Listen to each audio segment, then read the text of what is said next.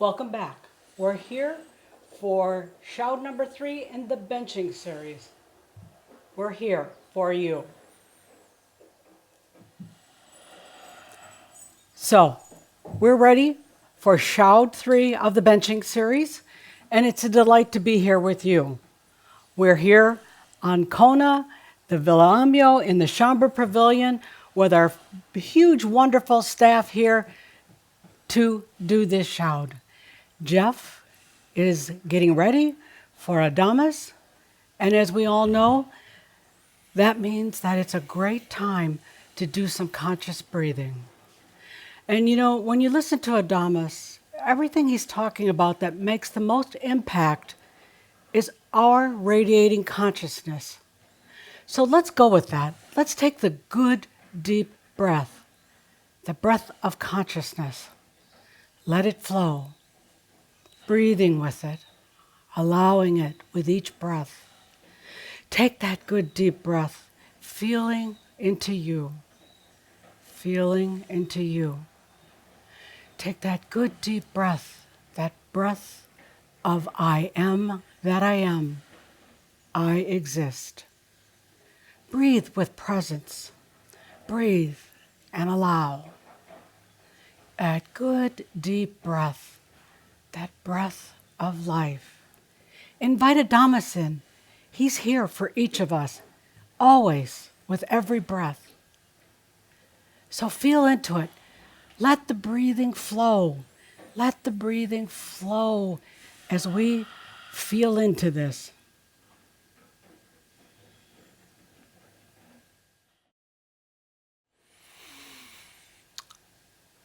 I am that I am. Adamus of Sovereign Domain. Welcome to the December 2021 shout. Welcome each and every one of you from all around the world to this unprecedented time, to all that's going on the planet right now.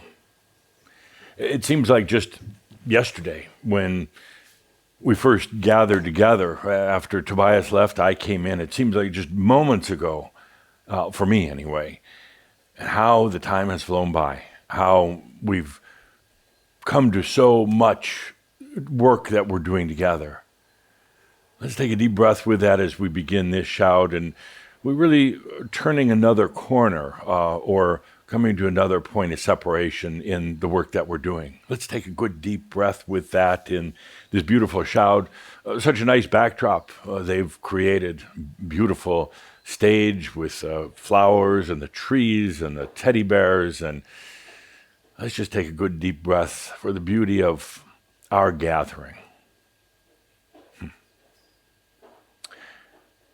These are unprecedented times indeed, for you, first of all. For Chambre, for Crimson Circle, unprecedented because this has never been done before. Never before has a group of humans across the planet been going through their realization and coming into mastery and staying on the planet. I've told a story recently in some of the Kasama gatherings of an incident that happened at the Ascended Masters Club. I'll give the brief version here. But I was at the Ascended Masters Club one night, quietly reading a book by myself, when I overheard some of the other Ascended Masters kind of talking loud enough so they knew I could hear, loud enough to irritate me to a degree. They were talking about how easy that you have it.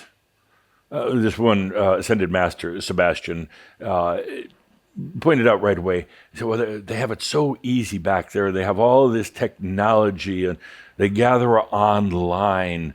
Everybody in the world, around the world, can tune in together, and they have computers, and they can hop on an airplane and go to a workshop in Hawaii. They have all these conveniences. And when we were coming into our realization, we didn't have all these things. We struggled on our own. We had to do it by ourselves. We didn't know there was another group. We didn't have ascended masters that were giving us channeled messages. We had it so difficult. They kind of carried on about this. I'm finally put my book down and just sat and listened for a moment. My anxiety and irritation building at this. And one of the other ascended masters, they said, yeah, they've got it so easy. And in here, we did it the hard way. They've got it so easy on the planet right now. Well, finally, I just slammed my hand down on the book, stood up, and walked over to the group. And I said, yeah, they have some modern conveniences. They can do a shout with me where Shambra from all around the world can tap in, and they can record what they call their cloud classes, and they can easily print books these days. And yes, they have some modern conveniences right now, but shame on all of you, I said. Shame on you, because when you were on the planet, you were going through your realization. It wasn't so crazy. The planet wasn't so crazy. Things moved a lot slower. Now you have thousands and thousands of patents per day just in the United States alone that are coming through.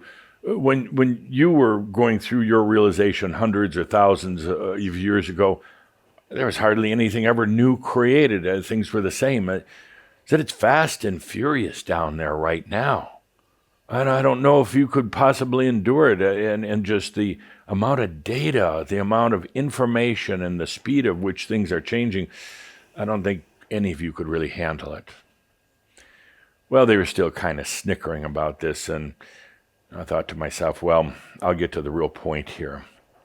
And the real point was that I told them, when you were going through your realization, yes, it was difficult, as to a degree was mine. But there's one big difference between you and Shambra, and that is you left at realization. Oh, you maybe stayed a few days, a few weeks, or Cthulhu a few years, but the rest of you left right away. And this group isn't doing that. This group is staying on the planet. They don't have to. They could simply accept and allow their realization and leave, but they're staying, and they're staying in physical bodies that are in pain a lot. They're staying here having to deal with mass consciousness, which is changing at unprecedented speeds. They're staying on the planet, and when things are really, truly crazy, they're not just bailing out. They didn't say, okay, I crossed the finish line, I got to my realization, and now I'm out of here. They're staying. And they're staying to do something that we call the Atlantean dream. They're staying to shine their light on the planet at a time when the planet absolutely needs it, like never before. They're staying to shine their light, and there are going to be some difficult days for them. There are going to be days where they have anxiety. There's going to be days where it's difficult to put up with other people and mass consciousness, but they're staying, and not just for a few weeks or a few days. They're going to stay for years, decades even, on the planet. And you didn't. I felt good inside. I was very clear. I was very firm. I wasn't smiling one bit like I am now. I felt good inside about laying it on them. The room felt silent. By this time, there were thousands of ascended masters gathered around, and every one of them was silent, not knowing how to take it. And then from the back of the room, far back of the room, you could hear one ascended master applauding. And pretty soon, there were 5, then 100, and then a few thousand, and pretty soon the whole hall at the Ascended Masters Club erupted in applause for you, for the work that you're doing. It was such a touching moment, I don't think I could ever forget. Such a touching moment when the whole Ascended Masters Club realized the importance of what you're doing. And sure, you have some modern conveniences, but there are also modern pains in the ass. I mean, social media, it has its good points, it has its bad points. The speed at which technology and medicine is changing, it has its good points, but it could have its bad points. The whole issue with artificial intelligence, which I'm going to talk about in Pronost, it has its great points, but it also has its very, very frightening points. Yes, indeed, things are easier in a way, but in another way, as each and every one of you know, it's as tough or tougher than ever.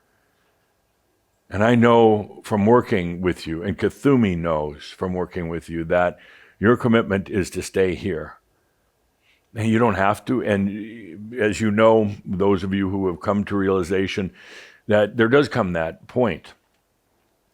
In your coming to realization, you're realizing that you're realized, no longer thinking about it or fighting it or trying to do it. You just realize that you're realized. There comes a point where you also know you don't have to stay. It's very, very seductive to leave. Very seductive, meaning that suddenly, if you leave, you don't have to contend with that physical body. You don't have to contend with the annoyance and the aggravation of other people or your families. You don't have to deal with the world just like it's up and down and spinning all around, and people are going crazy. I mean, literally, because of the speed at which things are changing. And it's not necessarily going to get better anytime soon. I'm not predicting any sort of crisis or any sort of catastrophes, but it's just going to accelerate faster and faster, and it'll be more and more difficult for people to contend with. And it's going to affect their minds first, and then eventually their bodies. But it'll affect their minds, their mental stability, and of course, what they do now is simply put them on medications, which really just flattens the mind. All the feelings, all the sensations, everything, all the drama and emotions are still there, but now they're masked, covered over by the medications. And as modern science has found out, you can be on these antidepressants. Oh, hello, dear Linda. Hello. Oh, you look lovely today. Well, thank you, sir. Yes, I could feel you behind me, just maybe kind of hinting to me that I'm walking on thin ground here and wondering if I'm going to overstep my bounds. But Linda will tell you before I do that this, all of what I'm saying is what, for entertainment value only. You're okay so far. You haven't crossed the line. Yeah, Close. Yeah. Close. The official disclaimer, but let's move beyond it. No. You were okay. Okay, good. Just caution me anytime. Okay, thank you, sir. That you feel I'm crossing the line so I could then cross it. Oh, okay. Yeah, great, Adamus. Good. Great. Good point. So what happens is people are given these drugs, and there'd be more and more of them, and not just the antidepressants, but more and more use of things that you have right now on the planet, the opioids, anything to relieve the pain, and that's going to be more and more commonplace all across the planet because things are changing so quick. You live in unprecedented times, nothing like it before. Excuse me, I have to do my coffee. I love indulging in a little earth coffee when I come here. And I see they're actually making lattes here at the... Oh, yes. Gourmet for it's you. Gourmet, and it should be a good reason for anybody to come to a workshop here. Heck yeah. Feel into that for a moment, these unprecedented times on the planet, like never before. Nothing to compare it to. You can go back to the ancient times. You can go back to the indigenous peoples of the planet.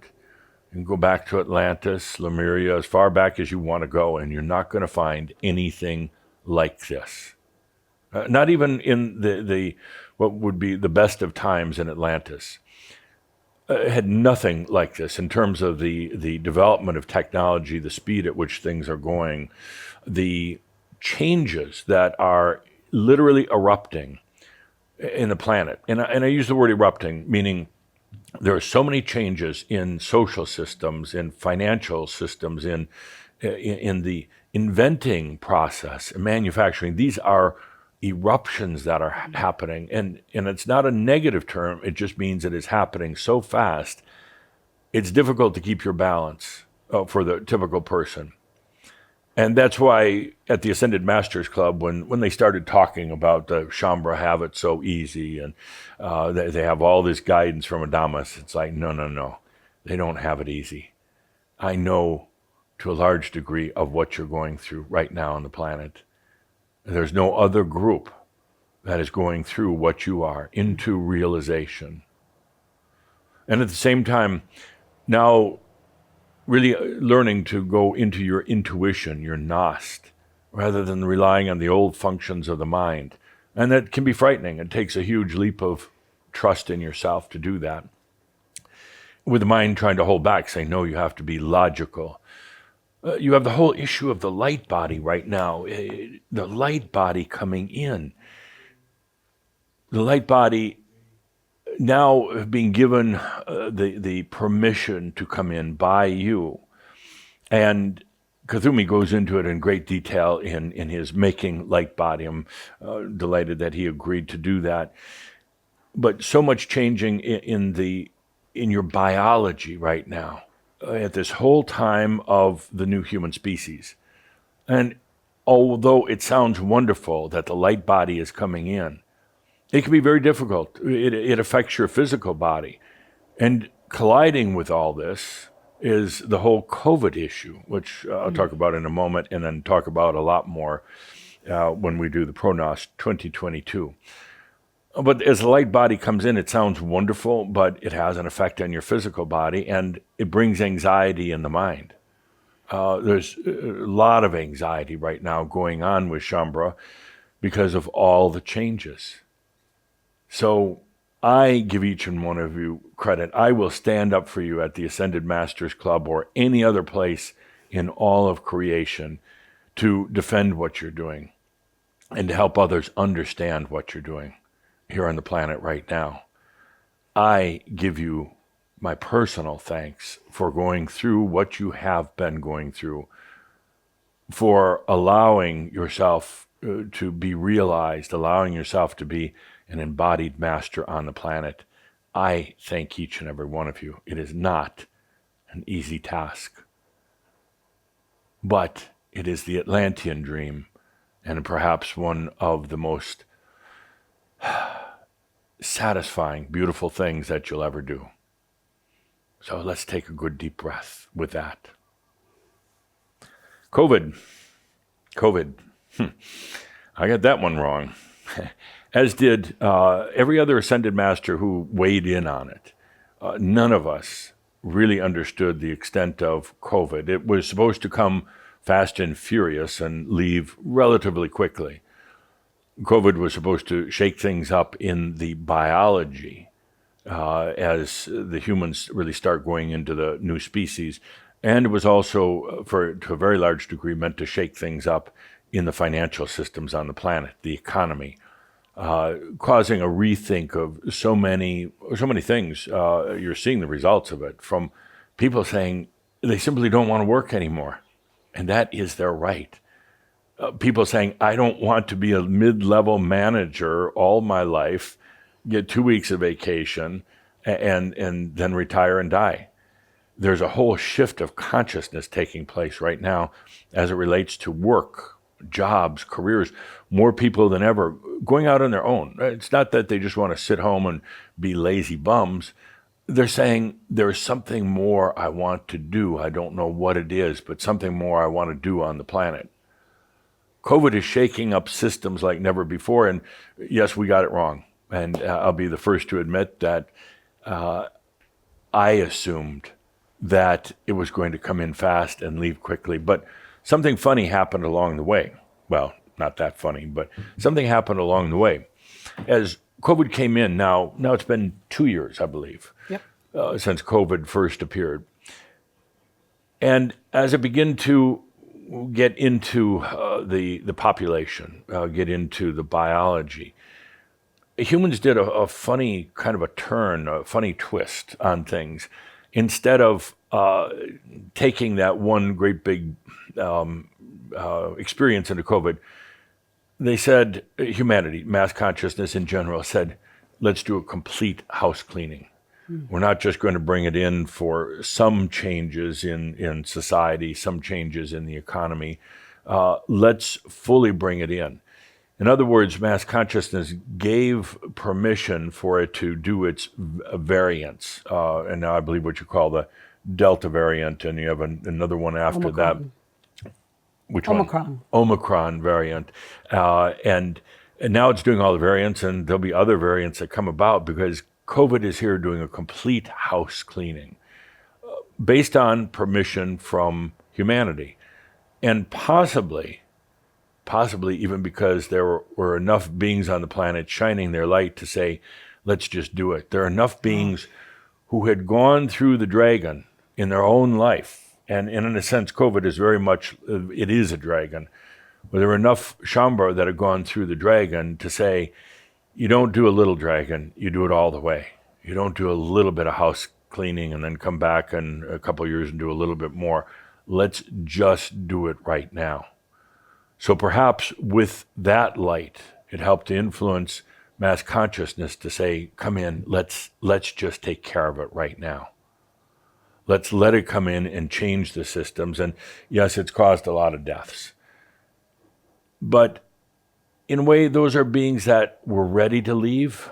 And I'm not trying to minimize the sadness and the suffering that occurs when somebody dies because of something like COVID. But generally, these were people that weren't going to stay a long time anyway. And they're going to find another way to leave. And for many of them, it was simply a restart, a reboot, saying, I got very much on the wrong path in this life, or I just wasn't doing anything in this life. I'm going to do a reboot and come in.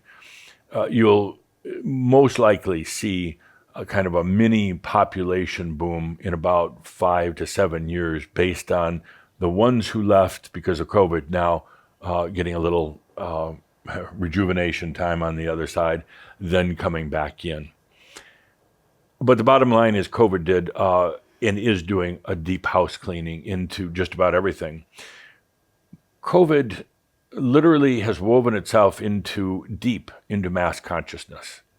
It could have been such that it came in, had an impact, and it left. But it has woven itself in just like cancer. In other words, it's become part of the fabric of life right now. And in doing so, it affects everything. It affects the medical industry. And again, from the positive standpoint, the research and the time and effort and money that's gone into medical research is going to go far, far beyond just COVID. A new understanding of the human genome, a new understanding of how atomic particles work together, and more than anything, a brilliant understanding that I feel is going to be coming forth in the next 18 months, a real practical understanding of how elements, how particles go in and out of reality. And not just a theory from some physicist, but now a deeper understanding. With that understanding of particle shifting, and it's really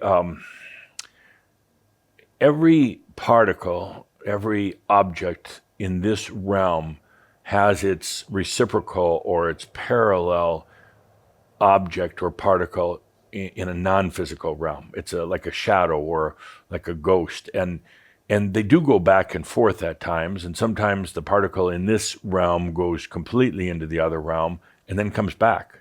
Or what was the shadow particle comes back into physical reality. The point is that with this new the focus on medical research, that they're going to understand now how particles really work going in and out of reality. And then, therefore, they're going to have a better understanding of what people call the other dimensions, but are really other realms. So the offshoot of COVID, of coronavirus, I do prefer that term, is it's changing the planet right now. It's accelerating the changes. It's causing a lot of rethinking on the planet. And it'll be around for a while, although I'm not making any prediction. Don't ask me how long it's going to be around. Okay. I'm not going to make any predictions on that. So all this is happening, and you have chosen to stay here. You've chosen to be embodied masters, and it's not easy. And please, some of you perhaps had a little too much sugar dust and fairy sprinkles put on you, thinking that coming into your mastery was going to just be easy. It's going to be different, and in many ways easy, but in some ways much more difficult. Not from a personal standpoint, not from a what have I done wrong standpoint, but much more difficult saying, there's days I just don't want to be here. And be okay with that. Don't try to fight it, because there are going to be days when you just feel like you're in overload because you're sensing all of this happening around you. You don't even have to read a newspaper, or do people still do that? You don't have to. I'm getting from Calder. Oh, look at the internet, the YouTube, and these things these days to understand that it's very challenging, and you're feeling it on a sensory level. You're feeling it all around you, and you still have the habit of taking it on as your own. There's something you're doing wrong. There's not. You're just sensing what is all around you. So let's take a good deep breath with that as things are falling from the ceiling here. But yeah, it's bound to happen. Things happen all around you. As Caldera and Linda were talking about in their opening statement, things happen, and they'll continue to as long as you're here in mass consciousness on the planet. As long as you're in nature, as long as you're around other people, things are going to happen. Their example recently was the tree falling on the house. But it did very little damage. There was no personal damage. Neither one of them was hurt, nor was Belle. The tree fell because it's nature. Trees fall, and it's not. Trees aren't going to stop falling just because you're an embodied master. When things happen, though, and happen right around you, there's a natural protection that happens as you are an embodied master. The tree can fall, but instead of falling right on the house and doing a lot of damage, it fell in almost a precise way. An amazing way. And it fell in such a way that the damage was minimal. I mean, it created a lot of excitement and drama, which I guess Calder and Linda enjoyed to a certain degree.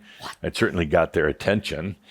Linda's sitting over here, rolling her eyeballs. She's really good at that, rolling the eyeballs. But you have with what happens around you, you have kind of a natural protection.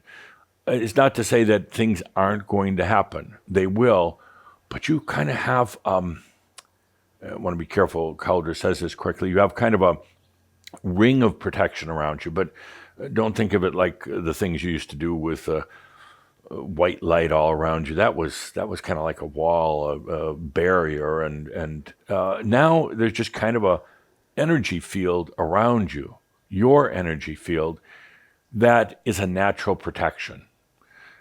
And it might be something like you're in a crowd and there's people there that are carriers of COVID. And you just have a natural protection that somebody else might get infected, but you don't necessarily get infected. Or let's say a car accident. Somebody skids on the road, and there's a pileup of cars, but it's right there in front of you, but somehow what almost appears to be a miracle is nothing happens to you. There's just a little tiny dent on the fender of your car. Or you could be at a walking through the forest, and a big storm comes up, and lightning and thunder, and it can be all around you, but your natural protection will protect you. Now, this is not angelic protection. And we're not selling insurance programs here today for protection. It is your natural energy. It's kind of like an energy field around you that you could be right in the midst of all sorts of drama and all sorts of crazy things right now. And you're protected, and it's yours. I'd like you to feel into that right now. It's there. It's there because you've allowed yourself to be here. It's there because you're here on the planet, and things are going to happen. And not all days are going to be bright and sunny. And there's going to be chaos and problems, and there's going to be things that are unprecedented, like meltdowns on the internet and these things. And you could be right there, but somehow it doesn't affect you. It's like it's raining on everybody else, and you're very aware of it. You can smell and feel the rain in the air. You can see it, but for some reason it's just not raining on you. And that's what life is going to be like going forward. It's not suddenly like the whole planet clears up and everybody's singing Kumbaya and hugging each other. And that could be at some point, but right now, no. There's too much change that's occurring on the planet, way too much change for that to even be in the realms. If anything, it's just going to bring up more conflict. More than anything, I'd like you to understand right now, though, in addition to your natural, it's kind of a natural protection. You could be in the midst of crazy, but you're not crazy. But one of the things Shambhala still continues to do is feel deep levels of anxiety. Anxiety, and it's a phantom anxiety.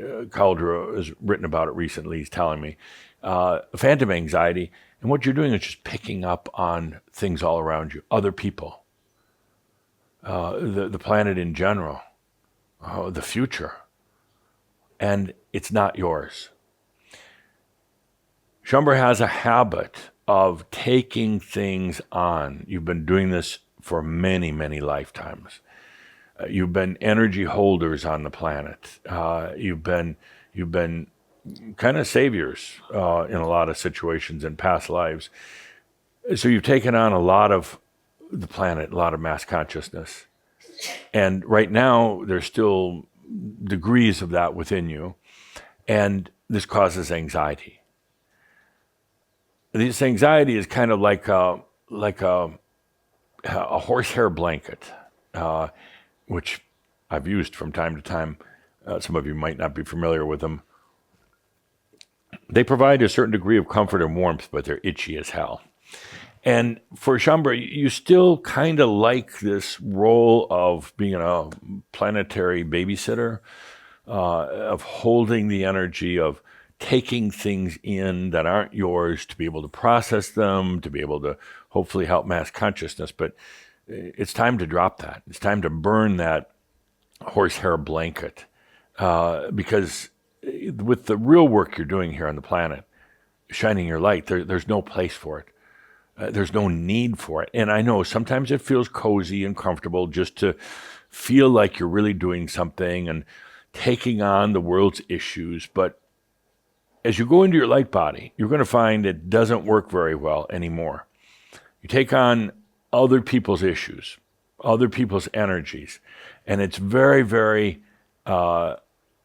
difficult on the physical body.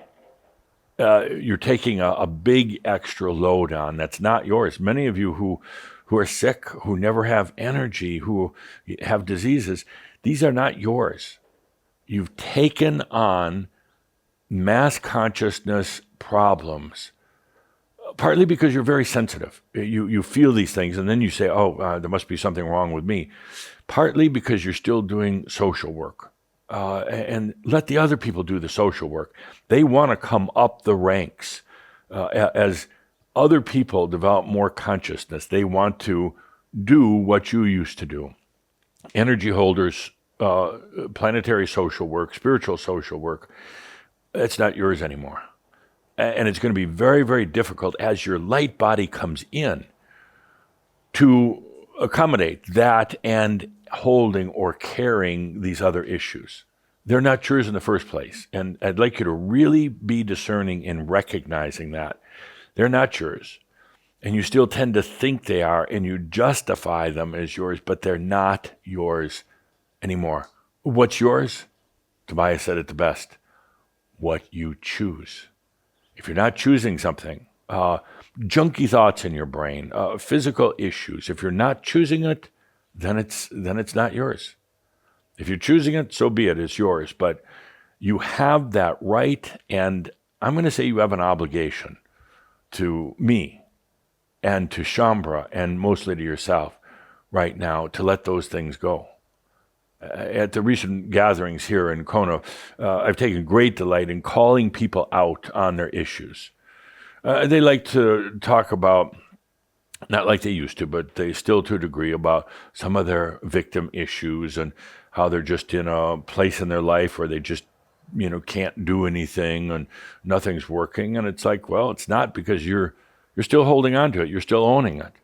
If it's there, it's because you still like it. So I'm going to invite each and every one of you right now to let go of all that. We have other work to do. We have the shining of the light that's radiating the light rather than pulling in everybody else's dark cloud. You're not here to be the gatherer of dark clouds anymore to see if you can process it and overcome it and all the rest of that crap. Now you're here to shine the light, and there's a big difference. And you know what I'm talking about. There's a big difference in just radiating your light versus gathering in the dark clouds that really aren't yours. Let's take a good deep breath with that. So let's continue. Shifting gears. But before I do, I want to emphasize once again this natural protection. It is something that is with you as an embodied master, as you stay on the planet. It's because of the way energy works. Your own energy isn't going to put you in harm unless you like it, unless you want the harm. But otherwise, you could be in the midst of all this other stuff, and like the falling tree on Villa Amio, the tree fell, but very, very little damage. And the damage was really a good point of illustration. I mean, and a little fun drama for a day or two. But in a different setting with other people, would have probably wiped out about a half or a third anyway of the entire house. So let's take a deep breath with that. Next subject. Love. Love. I don't talk much about love for a lot of good reasons, but I'm going to start talking more about it.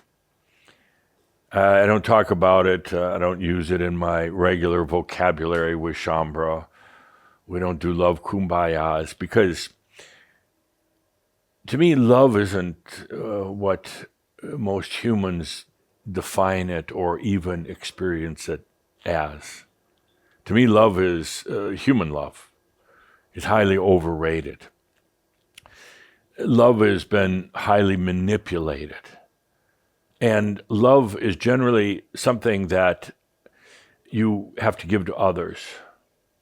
And sometimes perhaps receive it for yourself. But it's something that pretty much is promoted as giving it to others. You don't hear too much talk about receiving love. You hear about giving love. Love has been highly, highly overused, even in the Bible and some of the other holy books. Love definitely macchioed to death by the New Age, starting in the 60s, but really going beyond that. It's been macchioed by the New Age. We're all going to love each other, and we're going to do kumbaya love, and we're all oneness, and we're going to go back to loving each other in the oneness. And to me, it's kind of a farce. It's kind of a huge misunderstanding of energy and actually what love really is. To me, love is, well, it's something that was first experienced here on earth. And people talking about God sharing his love. Now, right there, you know something's wrong, that they're identifying God as a him and sharing this love kind of like on a by request or by appeal basis. God doling out a little bit of love here and there. God, for whatever that is, had no idea of what love was.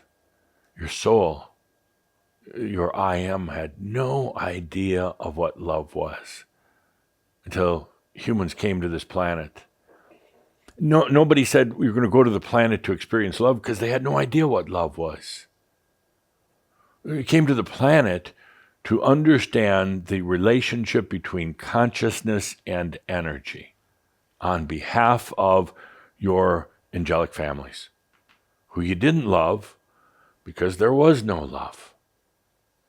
So now you come to this planet You go into this incredible, crazy search for the understanding of energy and consciousness, and what do you find? Love. Pure love. Love for another.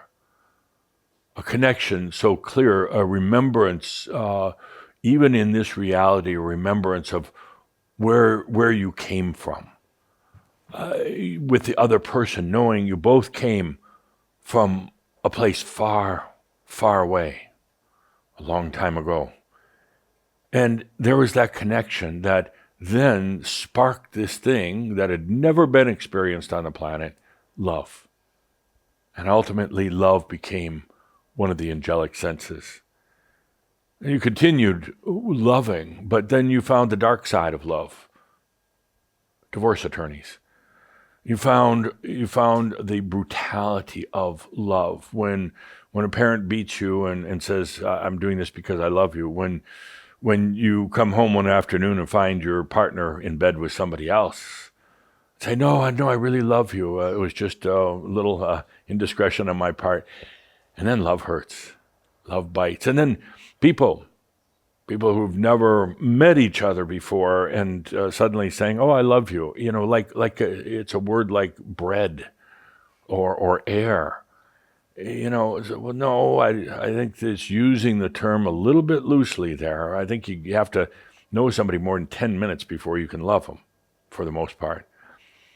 So love is one of those phenomena experienced by humans on Earth first, and now making its way through all of creation. There are angelic beings who come here just to experience love. Kind of like the love circus. We want to go down there and see what it's like, this thing called love. And what are your songs written about? Love. Love. How many songs are written about peanut butter? Not many. They're written about love. How many songs are written about scientific discoveries? About 10. But the rest of them are all about love on the planet. I haven't talked about love, and you can tell I'm a little bit cynical. Maybe. I don't know if you can tell that, to detect it in my tone about love, just because of how it's been overused, manipulated, commercialized, misunderstood, and harmful in many ways. You've gone through a lot of experiences with love, and for most of you, the majority in the last lifetime, a lot of you just went off on your own, said, "No more love. I'm done with that. No more relationships and partners. No more falling deeply in love like what you had before, where you just lose all sense of sense and self as you fell deeply in love with another." Served a purpose. You learned a lot, and you got to experience love. But then so many of you in your last lifetime went off on your own, loners, away from other people and away from love. You needed that time by yourself without the intrusion of a love relationship. Yes, I said intrusion because it can be. And then you came into this lifetime. You came into this lifetime, with all the knowingness in the world of why you were here. All the knowingness of what this lifetime was about. I mean, not details, but in terms of what you were here for realization, and then ultimately to stay as an embodied master. And along the way, so many of you trying to get back into relationships that didn't work. Many of you, working for years or decades at a relationship, at the whole family unit thing and the whole love thing, and it didn't work. And many of you are still sad today about when we talk late at night. You say, "But Adamus, I just wanted a partner, a lover in this life, and I never did find one. That's really the one thing about my life that just was never satisfied, is that partner, my soulmate." And then when you say soulmate, I want to gag and throw up. And they say, "Oh no, I'm sorry, I meant my twin flame." And then I have that look on my face. And there is no soulmate or twin flame. So you came into this life, again, hoping to have that love, but also you came into this lifetime knowing you were going to push it away because you didn't want anything to interfere with your realization. Love is a beautiful thing. The love I'm talking about, not the typical human love. Love is such a beautiful thing when you can openly share with another, share your body, share your deepest, most intimate thoughts, share stories about your journey, share laughter, share going to a movie or taking a long drive. When there's nothing you have to hide, when there's nothing you have to hold back, that's love. If you're in a situation where there's holding back, where there's hiding, where you have secret passageways into your psyche and into your spirit, when there's jealousy, when there's accusations and all the rest of this, that's not love. That's not love. That's a relationship, but it's not the love I'm talking about. So along the way, humans, they discovered love and they experienced it deeply and they experienced its dark side and its beautiful side. And now I'm not against love at all. I'm against the improper use of the term love. Oh, love. And of course, the greatest love of all and the most elusive of all is loving yourself. It is time, dear Shambhala, dear masters, it is time now to love yourself in a non-Makya way. Not in the old way of, oh, I love myself, but then you really don't. To truly love yourself. I'm going to be talking more about it and at times being very critical about what I'm going to call old style love or crappy love. I'm going to be talking about the importance right now of having loved others, but now what it's like to love yourself. And it's difficult because as far as you've come and as conscious as you are, it is still difficult right now to love yourself. And remember what I said about having a partner. True love is when there's no holding back. There's no secrets. There's no hidden chambers or corridors. There's no jealousy. It is open and trustful. That's true love. When you're not bound to each other till death do you part, that's not love. That's religion. Oh, true love is never holding on to anyone or anything. There's no need to hold on to them, to cling on to them, to strap them down, because that's not love. Love is that deep trust in yourself and in others. But now we're going to be talking more about loving yourself.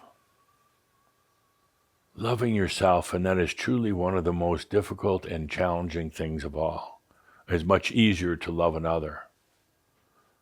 It's much easier to project the love, to give the love, than to receive it, whether it's from somebody else, but mostly from yourself, mostly from you. It's time now we talk about love in a way that you might not have ever heard before. We'll be doing some special gatherings, love gatherings, but I want to bring it up right now. This is the next corner we turn, or the next point of separation, whatever you call it, loving yourself. Take a moment right now to imagine the possibility of loving yourself unconditionally. You came here to the planet not knowing a thing about love. And you discovered it and you fell in love. And then you had sex. And then you had many other relationships in love. And then love turned sour, just like milk gone bad. But through that, even then, you learned what love is not. So you could eventually be here right now, loving yourself. My kind of love that we're going to talk about is no machio at all. And if you start doing that, your dragon's going to come up and bite you right in the love biscuit, right there. It's not going to allow this kind of sugar-coated cotton candy love. I'm talking about really loving yourself. It sounds so good, doesn't it? But yet, it's so difficult. It is so very difficult. Let's take a deep breath together right now as we go into the next step with Shambhala. And I'm going to go back to the Ascended Masters Club, tell those bastards a thing or two, that the ones who are telling how easy you have it. And I'm going to say, you know what we're working on right now, or what better said, what we're allowing right now is true love of self. Not this pansy love, going out there, love the world, and even though you really don't. Loving self, and really a fulfillment of why you came to the planet, because to truly understand energy and consciousness, how they work together, is also understanding how to love yourself. Love yourself means fully accepting yourself, everything. Everything. Let's take a good deep breath with that. Delightful coffee. Okay, next on our hit parade. I want to stay with just feeling into love for a moment. Let's just do that. Self-love. And let this come through your consciousness right now. Coming to this planet to learn about consciousness and energy, but what do you find? Love for another. And then you go through all the experiences of that. Loving another, and good and bad, and then for a while there's kind of almost like there's none. It seems like love has gone out of your life, and then it's time right now to love yourself. There are not many on the planet right now, or who have ever been here, who have truly loved themselves. Not many. We're going to be doing this not together, but we're going to be doing it kind of simultaneous. All right, let's take a good deep breath. As I shift gears here once again, I'd like to tell a story, a master story. The master was sitting in his cottage one late afternoon, reading a book by the fireplace, enjoying a nice glass of wine, doing the thing that the true master does, just taking it easy now and then. Master teaches a lot of classes, and days are pretty full, but master knows that every once in a while he just has to take time by himself. But he was sitting reading the book, and suddenly he got one of these bells. A bell going off in his head, and not literally hearing a bell, but it was a nudge. It was a knowingness that suddenly he had to put down the book and put on his cloak and go out for a walk. Now, the interesting thing is the master didn't know why, and the master doesn't question. Because once you question, you start going mental. Once you say, now, why am I feeling this? And is it just me? Or what should I be doing? What's spirit trying to tell me? No. The master felt this bell go off, a nudge, put on his cloak and knew to just go for a walk. Not knowing why, not knowing where it was leading to. And that is such an important point for all of you. You're going to just feel something. And what you used to do was think about it and diagnose it and dissect it and analyze it and get stupid about it. Now it's just time to go into your knowingness, as the master did. He put on his cloak and he walked out the door, not knowing whether you should turn left or right or go straight, not knowing one bit. But knowing and trusting in himself enough to know that it was going to be the right way, the right place. He walked for about 7 minutes, and finally he came to the little lake on the campus, surrounded by large, beautiful trees. And there at the park bench, This late afternoon by the lake was one of his students, Christina, crying, sitting on the park bench sobbing. The master stopped for a moment. He had felt a lot of things going on with Christina lately, like there was something really tormenting her, so he really wasn't surprised to see her crying. She was a good student. She was definitely dedicated, committed to her realization. She had a basic good grasp of her energy, but there was something that was interfering, something getting in the way. He stood there for a moment, feeling into Christina, really feeling into whether it was okay to approach her or perhaps he should just walk away. But as he felt into it, not trying to get words in his head and not having Christina's higher self talking to him, he just felt into the energy as you should be doing. Don't get all mental about it. Don't get all crapped up in your brain. Don't wait to hear some big voice. Just feel into it. That's your knowingness. That's what the master did. He felt into it. And it seemed very appropriate to approach her, almost like the energies were inviting him in. So he cleared his throat a few times so as not to scare her as he approached her on the park bench. And she stayed there with her head in her hands, sobbing. The master just sat down next to her. Not saying any words, not saying something stupid like, "How are you doing?" How was she supposed to reply to that? Isn't that what most humans, "How are you doing?" "I'm having a breakdown. I don't want to live anymore." "How are you doing?" No. The master just sat there. I'm gladly amusing Linda. The master just sat down beside her and get used to it, just being there. The master just allowed his light to shine. He didn't have to work at it. He didn't have to click a button, say, light go on. The true master is always shining a light. The master just sat there for a bit and not trying to send her all sorts of good vibe energy, not trying to heal her, not doing any chants or prayers. He didn't pull any incense out of his pocket and light it up to smudge and clear the air. None of that. He just sat there. That was the perfect thing to do. That's what she needed. She didn't need a bunch of talk at that moment. She didn't need a bunch of lectury advice from an old man. And she certainly didn't need the incense smell all around her. Sometimes humans have this weird concept of trying to help other people, and it's a damn intrusion in my book. Sometimes just the presence, when you feel there's an invitation, just the presence, and not a lot of words, if any words. So the master sat down beside Christina.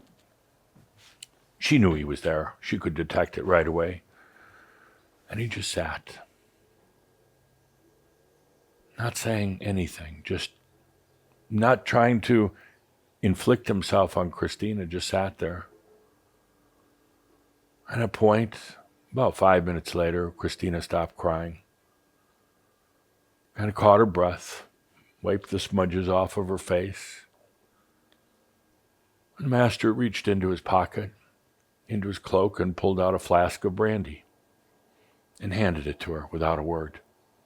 She took a big hit off of it, and then a deep sigh of relief. Now, it's not that the master should always carry a flask of brandy, but it's not a bad idea on occasion. It's exactly what Christina needed, just something to break the whole emotional, cathartic situation she was in. The master knew she needed to go through this to a degree, but he also realized that she'd gotten caught in it. She was swirling in it now. The master realized there were some issues in her life, things that hadn't turned out the way she had wanted, and specifically related to a relationship she had relationship that had gone on for about 5 years. She hadn't married this gentleman, but they had lived together, and he had just picked up and left. With barely any notice, just said it's over, and she was devastated. Christina said to the master finally, said, It's just not my destiny to ever know love. The Master just sat there. There are times when it's better not to say anything. The Master just sat there. And she said, Master, this isn't the first time. The relationship before this lasted 2 years, and the one before that lasted barely 8 months, and the one before that was about 5 years, 6 years. And she said, it's just not meant to be that I ever have a relationship in this lifetime. The Master truly understood, for before allowing his realization, he went from one relationship to the other, trying to find answers, trying to find meaning, and trying to find love, and none of them worked. He knew what it was like to face the darkness of love, but eventually to emerge with the love of self, and then that's all you need. But then when you have the love of self, then you can really have a relationship with another in true love. Christine started to talk. I guess the large swig of brandy helped loosen her tongue a little bit, but she started to talk, and she said, Master, I went to counseling recently. This very word, the Master rolled his eyeballs, kind of like what Linda did. Counseling. Oh my God. Counseling is for addicts. Master thought to himself. He didn't dare say that to Christina, but counseling is for addicts.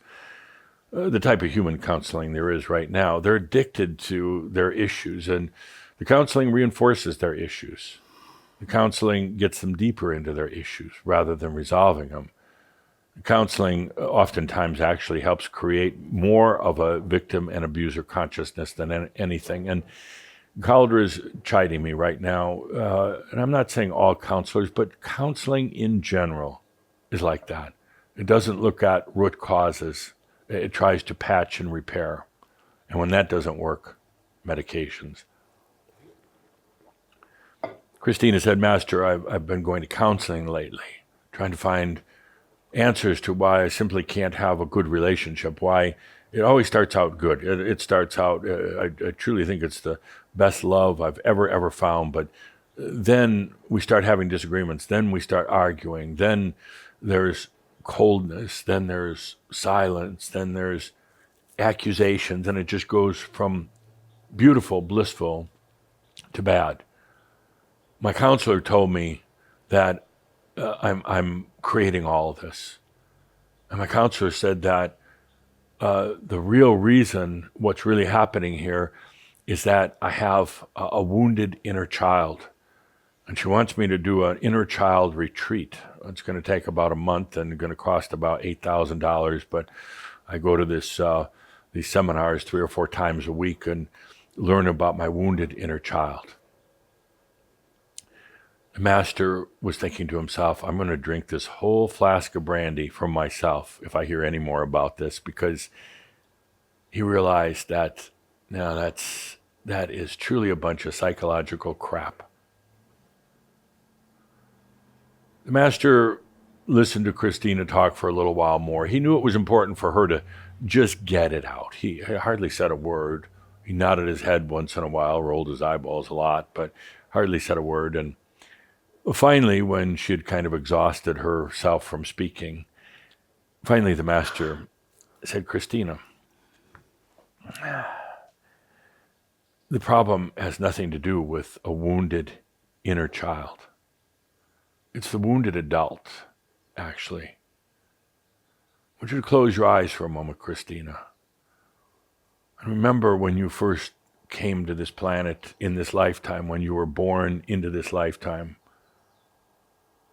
I want you to remember what it was like to have such a pure knowingness of why you were here on the planet. A pure knowingness of what you wanted to do and where you wanted to go. And this stayed with you. When you were 1 and 2 years old, you were doing things like talking to the elementals and the fairies and me and others. And that was truly beautiful. When you were 3 and 4 years old, still having that clear remembrance, but now becoming more aware of the world around you and its idiosyncrasies, its challenges and difficulties, but still remembering clearly. And when you were 5 years old, and maybe even up to 6, still having that clear consciousness about why you were here and what you were going to do. So, Christina, you don't have a wounded inner child. It always knew. It always knew. You have a wounded teenager and a wounded adult, a very wounded adult, but this whole thing with wounded inner children, no, it just isn't so. It's one of these new age type of things that sounds good, but feel into it for yourself. He said, I want you to feel into that inner child, into yourself. Bring it here. You know there's no time, there's no past and future, so be your inner child right now. Feel into that. Christina sat there for a little while with Master very silent. And at first she was struggling because, you see, the whole setup for her had been her inner child was wounded, so she expected a wounded inner child and acted out accordingly. But she kept on breathing and feeling into it, and eventually she could feel her younger self, her inner child, so to speak. And suddenly she felt its clarity. And it knew why she came here, and it was preserved within her. It got buried, it got not lost, but it gotten overshadowed by so many other things in life, but that inner child and its purity and its true knowingness was still there, and it hit Christina. Oh, like a brick, it hit her, and she knew exactly that it wasn't a wounded inner child. It was simply things that had happened in life that had gotten her off course, that had caused her to deviate, or at least think she had deviated from her true mission or mission on this planet. She felt into it for a while, and it just started streaming through her. The beauty of this crystal clear young child that she was, and then all the challenges, all the clouds and the shadows and the darkness of humanity swirling and causing her to, that inner child, to go into hiding, but not wounded. It was going in to protect itself so it could emerge at the right time with clarity. It streamed through her, this remembrance of her true, pure child self.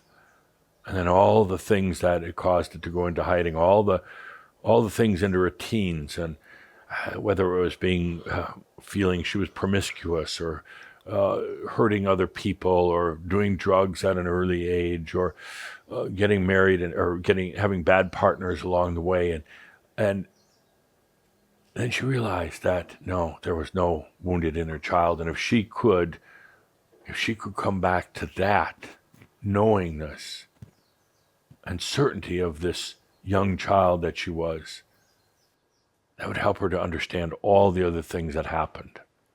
The Master could feel she was at that point of reconnecting, and the Master said, now,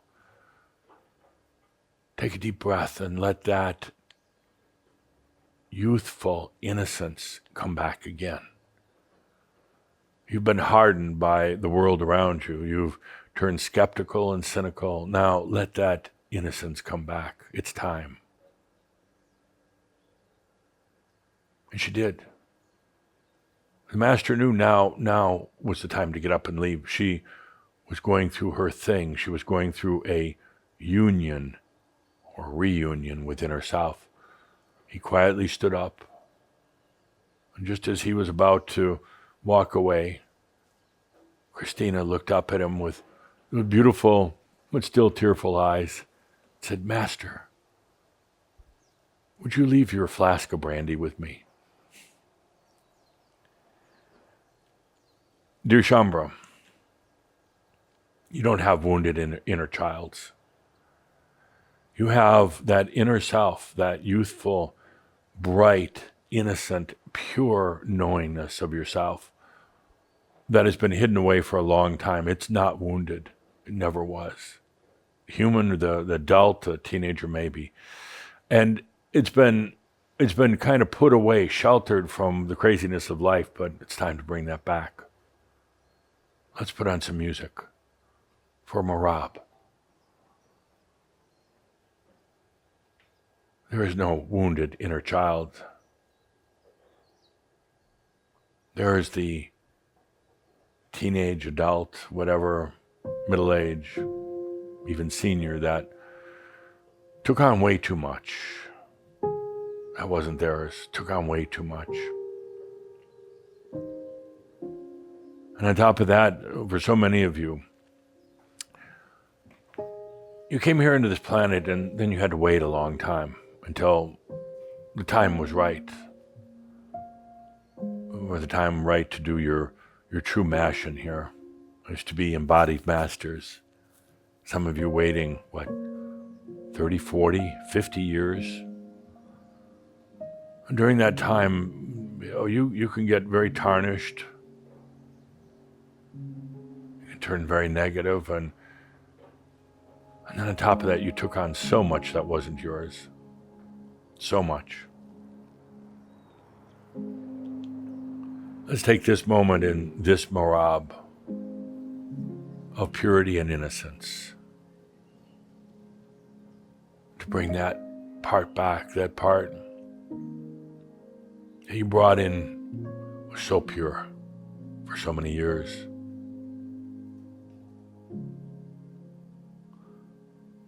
That part that knew why you were here. That part that basically brought the message in. Let's invite that part of you back now. It's not in the past. It's right here, right now. It's not somewhere else. It's right here. It was just kind of hidden away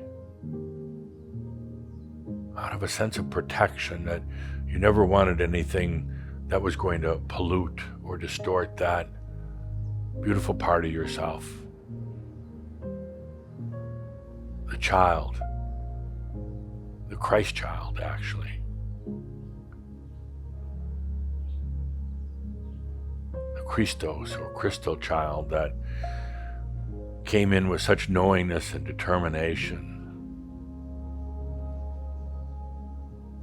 It's right here, right now. It's okay to bring it out.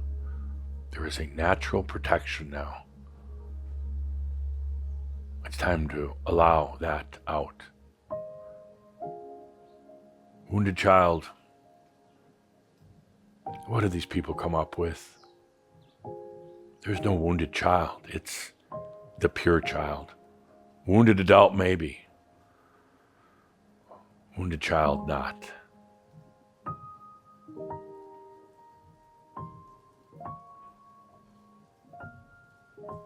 Take a good deep breath, and it's okay to let that purity and innocence back out. It's the part of you that absolutely knew why you came here. Maybe you started questioning things 7, 8, 9 years old. Maybe you got caught up in mass consciousness or your own guilt and shame. It doesn't matter. None of that matters. But it's not the wounded child.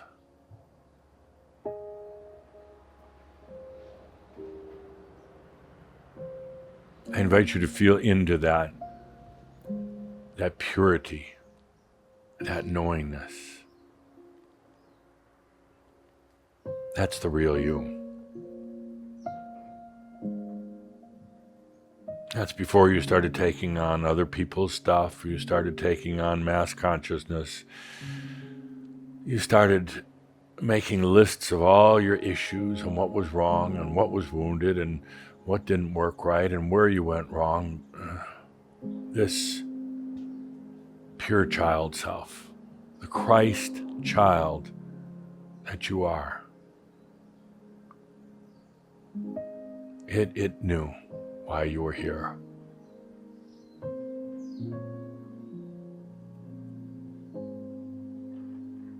that Christ child, it understood that over 2,000 years ago, you were here on this planet at the same time as Yeshua. Yeshua being a collective, not a soul being, but a collective of all of you. And you knew that when Yeshua came in, it was time to plant the seeds of divinity, consciousness on the planet, and you would eventually come back to harvest that. That's this lifetime right now.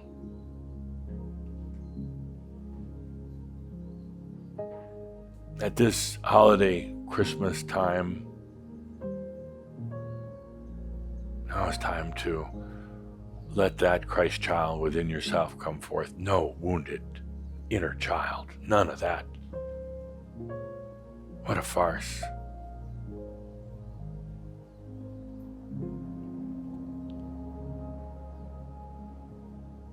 So, Linda, would you hand me the teddy bear here? Yeah. I want it right here. Oh, it's going to replace me? Yes. Teddy will do the breathing from now on. So, dear Shambro, no wounded child, no wounded inner child, none of that. There's that child within yourself, the Christ child. Teddy and me, Linda and Belle. We ask you to, right now, take a good deep breath. Belle, just laying outside here, on her back, her feet up in the air, her legs spread. She knows what I'm talking about.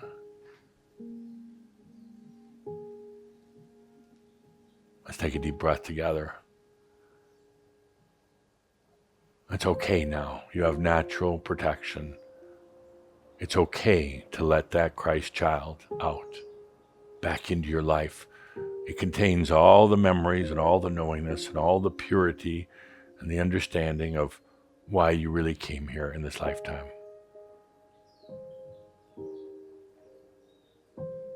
It was never gone. It was just hidden away, protected. It never took on other people's stuff, mass consciousness stuff like your more adult self did.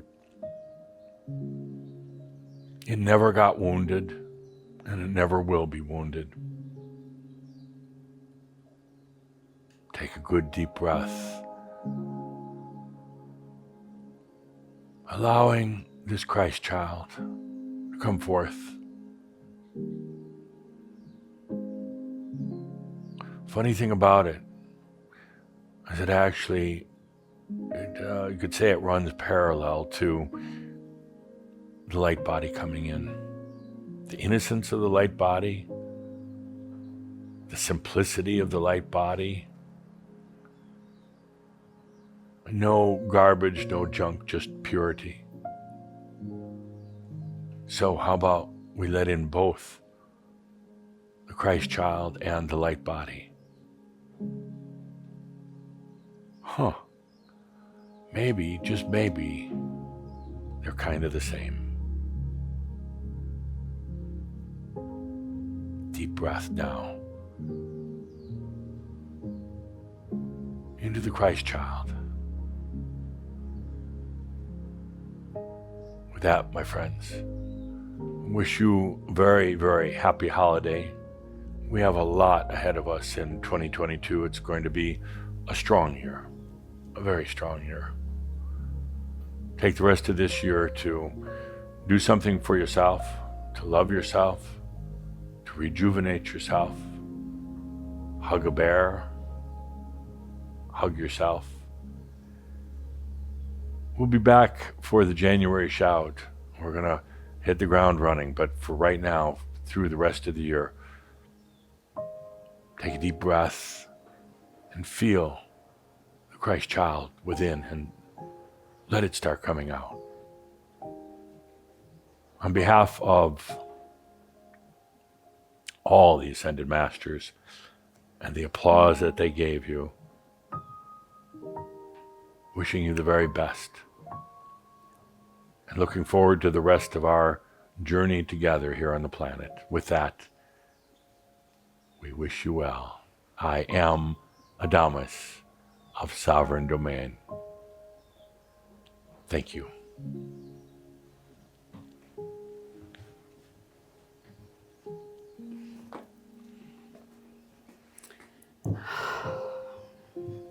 So, with that, with me and Teddy and Adamus, let's all take that good deep breath, really feeling into the beauty of this message, allowing that Christos within us, that Christ child, that innocence. Breathe it in, feel it, and allow it for you, each of us. Take that good deep breath, that good deep breath. It's that breath of love of self. Love yourself with each breath. Take the good deep breath as we close out this special holiday shout. And we'll be back January 8th for more. Thank you.